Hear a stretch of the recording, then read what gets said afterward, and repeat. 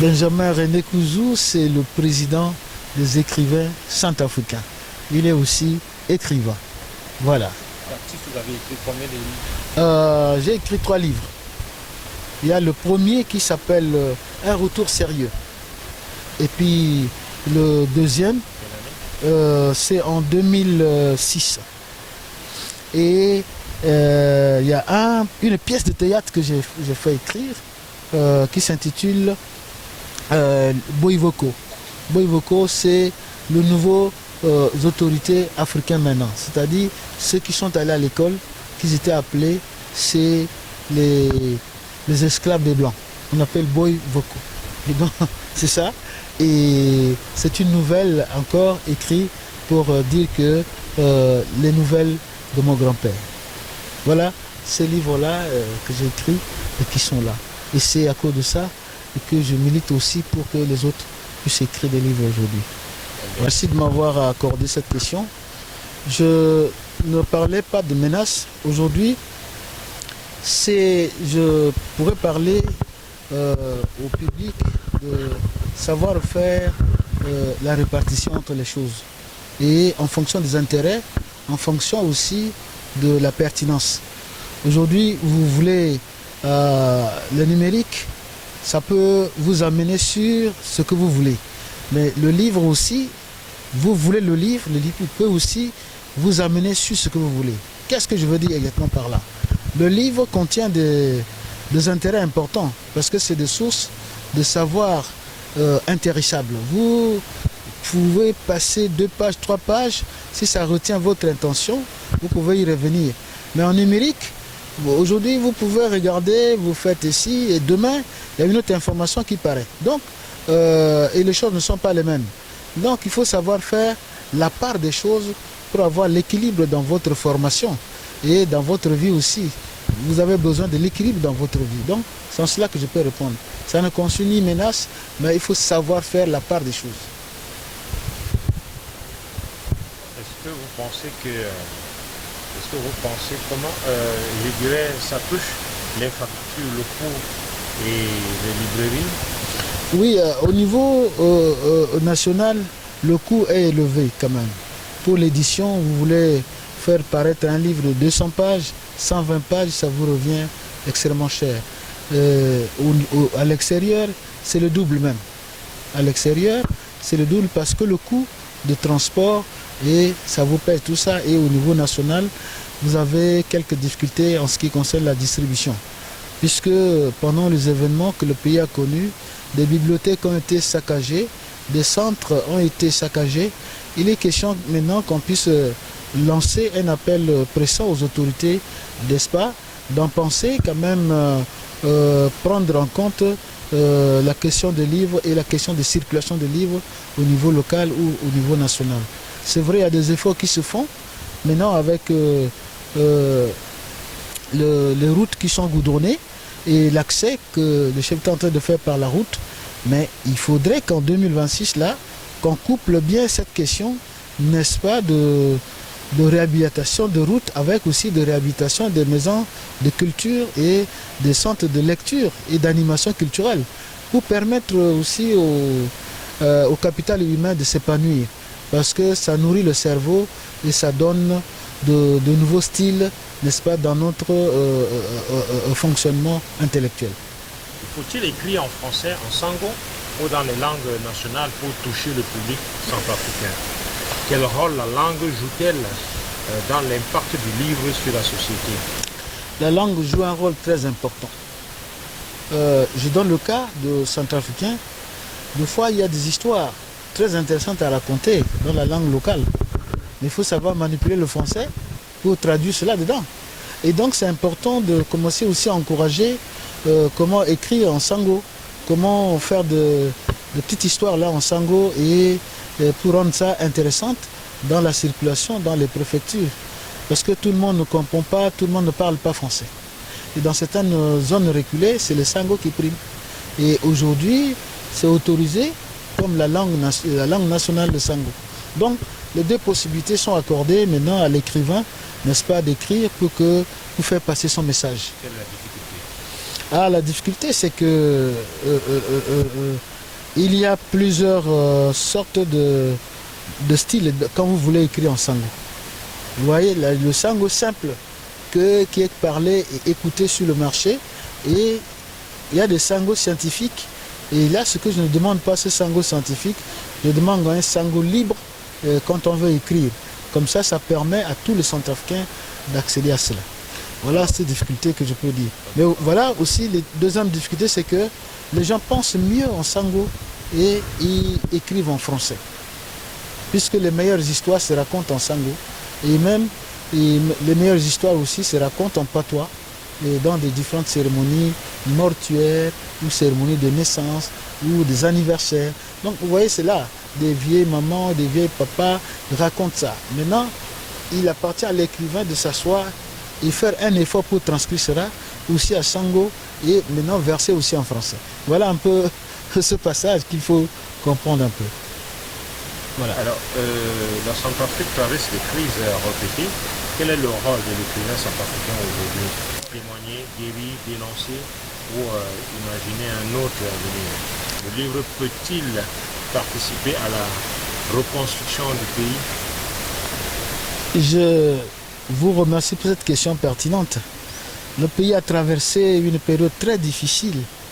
Il est question, et l'écrivain a un grand rôle à jouer. Le livre aussi a un grand rôle à jouer. Le rôle à jouer, c'est d'aller dans la reconstruction de l'état d'esprit. L'état d'esprit, et maintenant parler pour que les gens puissent revenir vers la cohésion sociale et représentée par l'unité nationale. Dans un pays, lorsqu'il y a l'unité nationale, les activités peuvent se développer et on peut parler de la relance économique, puisque l'économie, le travail dépend des hommes. Et il appartient maintenant à l'écrivain, n'est-ce pas, de réconcilier l'état d'esprit de ces hommes-là à travers le livre, à travers l'écriture, à travers les poèmes, à travers de divers genres littéraires, pour permettre à cet être humain de savoir qu'il dépend de l'autre et l'autre dépend aussi de lui. Et donc lorsque on montre l'importance de cette collaboration, on montre l'importance de cette cohésion, ça traduit maintenant la collaboration pour sécuriser l'unité nationale dans l'action. Et donc à ce niveau-là, l'écrivain a un rôle très important à jouer. D'ailleurs, je peux vous dire que c'est le travail que les premiers intellectuels ont fait quand le monde sortait de la Deuxième Guerre mondiale. Et le père de l'UNESCO était dans les sondages. Mais il y a l'un des penseurs très importants, que j'aime beaucoup le citer, c'est-à-dire Clément Afflé, et qui aimait souvent dire à ses interlocuteurs que tout est dans la tête. Et c'est dans la tête qu'il faut inculquer la notion de paix. Ça veut dire quoi? Ça veut dire c'est au niveau intellectuel qu'on doit formater et l'idée de paix, l'idée de la démocratie, l'idée de la cohésion sociale, l'idée de l'unité nationale. Et je pense que c'est à ce niveau qu'on peut s'accorder pour qu'on puisse défendre, n'est-ce pas, la paix et la quiétude des Centrafricains. La jeunesse lit peu en Centrafrique, en Afrique même d'ailleurs, particulièrement en Centrafrique. Comment donner envie de lire à la nouvelle génération centrafricaine? Le constat qui a été fait, c'est que les gens lisent de moins en moins. Mais quelques intellectuels pointus, les intellectuels africains, les centrafricains lisent. L'effort que nous devons faire aujourd'hui, c'est de voir comment galvaniser la nouvelle génération. Galvaniser la nouvelle génération signifie aussi qu'on doit faire un travail aussi important avec les écrivains, faire un travail important avec les autorités académiques au niveau scolaire et faire un travail important avec les confessions religieuses. Parce qu'il ne faut pas qu'on rende compte que quand on vient, c'est le seul pasteur qui prêche, ou c'est seul abbé, et c'est seul prêtre. Donc, nous devons travailler de sorte qu'il puisse y avoir des centres culturels, des centres de lecture. Au sein des confessions religieuses, les centres de lecture les bibliothèques dans les établissements scolaires et qu'on développe un programme de sorte que les bibliothécaires puissent s'en tirer. Vous savez, quand on donne les récréations, je donne un cas, les récréations, un étudiant, un élève peut faire 2 heures du temps, mais autant mieux avoir un créneau dans son emploi du temps pour l'intéresser à aimer le livre, à aimer aussi ses leçons, à aimer aussi étudier pour renouveler, n'est-ce pas, ses connaissances. Et ça, c'est très important. Nous allons aussi travailler de sorte à faire un plaidoyer auprès des parents. Parce qu'au niveau familial, au niveau communal et des collectivités territoriales, qu'ils puissent avoir ce petit programme de culture, d'animation qui occupe les gens, même pendant la semaine qu'on appelle semaine culturelle, qu'il y ait de petites activités qui occupent et qui intéressent, n'est-ce pas, le public à aimer le livre. Voilà un peu, en gros, ce qu'on peut faire. Mais c'est un travail de longue haleine. Nous pouvons le faire, mais tout en montrant l'importance de nouvelles technologies, n'est-ce pas? Rien ne doit être laissé de côté. C'est le modernisme, mais il faut savoir faire le choix entre les deux pour avoir l'équilibre aussi intellectuel. Donc le corps a besoin de manger, de nourriture, mais le cerveau, l'idéal, ou la tête, l'intellect a besoin aussi de livres pour se nourrir avec de nouvelles phrases, de nouveaux styles et de grammaire qu'il faut, n'est-ce pas, comprendre. Voilà un peu ce que je peux vous dire pour dire qu'il y a encore de l'espoir en Afrique, il y a encore de l'espoir en République centrafricaine, parce que les traditions des histoires sont encore neuves et cachées. Il faut demander aux écrivains de relever ça et d'amener sur le marché mondial parce que nous sommes dans le cadre de la mondialisation. Et ça, ces choses-là peuvent nous coûter vraiment de l'argent lorsque on sélectionne toutes ces histoires dans un livre, on crée un nouveau style et on crée de nouveaux débats autour de cela. Voilà ce que je peux dire. Il y a de l'espoir. Nous souhaitons cet entretien, nous souhaitons que vous puissiez, quelles sont vos attentes d'écrivains centrafricains de l'État? Notre attente, c'est que nous avons dit, nous avons pensé qu'il y a des défis. Et nous pensons qu'il est important que l'État centrafricain puisse appuyer les écrivains centrafricains. Vous savez, ce genre de travail, nous ne pouvons pas que faire seuls. Et pas que l'État, mais même des partenaires. Des partenaires et des personnalités aussi qui veulent que la culture puisse perdurer. Vous savez, la culture a pris de l'ampleur à un moment donné dans les années 60 à cause de Senghor, qui était une personnalité, mais qui s'est impliqué. Et puis, vous avez vu que son foyer, Senghor, Amani Diori, Habib Bourguiba, et puis ça a boosté la francophonie au niveau mondial. Et puis, ils avaient choisi aussi la négritude pour défendre la cause des Noirs. Donc tout ça, ça nous pousse à dire nous devons solliciter pendant ce moment-là et les autorités et des personnalités, des opérateurs économiques pour donner un coup de main aux écrivains. Il y a plein de projets et certains projets d'écriture souffrent et sont à la merci des cafards. C'est pas bon ça.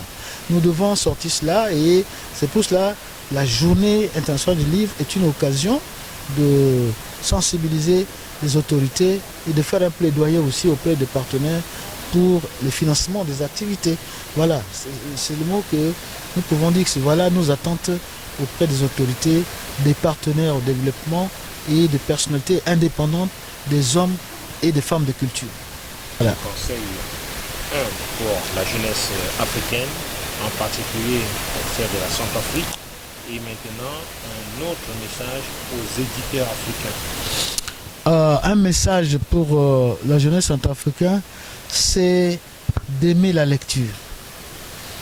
Et ça va permettre de grandir dans le domaine de travail que cette jeunesse voudra.